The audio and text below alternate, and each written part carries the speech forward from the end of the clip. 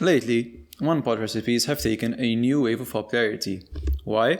Well, the prospect of cooking a fast, less messy meal sounds very appealing. However, even to someone with a severe lack of cooking knowledge can tell that people are just throwing stuff in a pan and hoping for the best.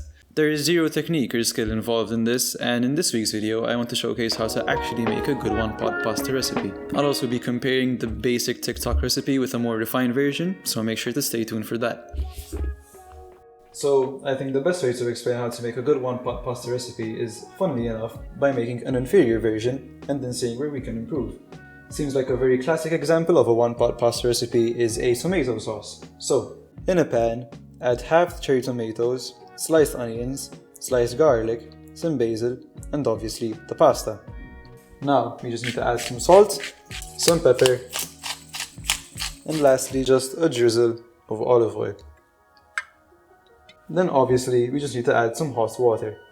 Mamma mia, Marcello! Before we give that one a try, let's see how we can improve with the same exact ingredients. The first component of making a good one-pot pasta is frying your aromatics, your vegetables, or your protein. In this case, we have the onions, the garlic, and the cherry tomatoes. First, we'll just sweat the garlic and onions in some olive oil. To sweat is to gently cook an item in oil or fat to soften, but not brown. You need to constantly stir until it is softened. Once the aromatics are ready, throw in the halved cherry tomatoes so that they can break down a bit. Stir them around to prevent burning. When the tomatoes soften, their water will turn into steam, which will burst the skins, in turn letting the pectin and flavor out in the pan. You can help this process by gently pressing down on the tomatoes as they soften. And then it's time to add the pasta. At this stage, it's time to cover the pasta with the appropriate cooking liquid. For this case, you could use a variety of things like some tomato sauce or a stock. But to keep a level playing field, I'm just using some plain old water. Obviously, the water should be pretty hot so it can start boiling quickly. While the liquid boils, it will start to concentrate, and the starches of the pasta will create a sauce. You should stir occasionally so that nothing sticks to the bottom of the pan. Cooking times will vary according to the pasta you use, so you may need to add some liquid if the pan looks a bit dry. Once the pasta has finally cooked, we just need to add a sauce finisher. In this case, we could add some cheese to thicken the sauce and make it luscious.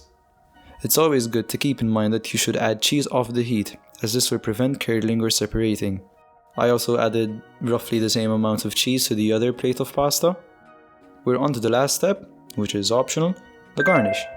In this case, it's quite essential as we still have the basil.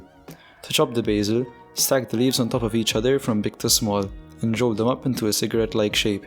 Then, chiffon out the basil into thin strips.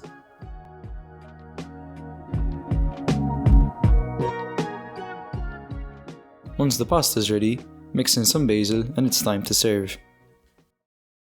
Not gonna lie, I was kinda terrified that the two versions of pasta would just taste the same. We went ahead with the refined version first, which honestly tasted really good. It was a tasty, hearty plate of pasta, and considering how easy it was to make, it blew us away.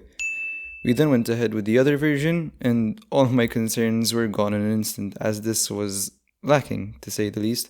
Whereas with the first one, you could taste all the components, like the basil, the tomatoes, the aromatics.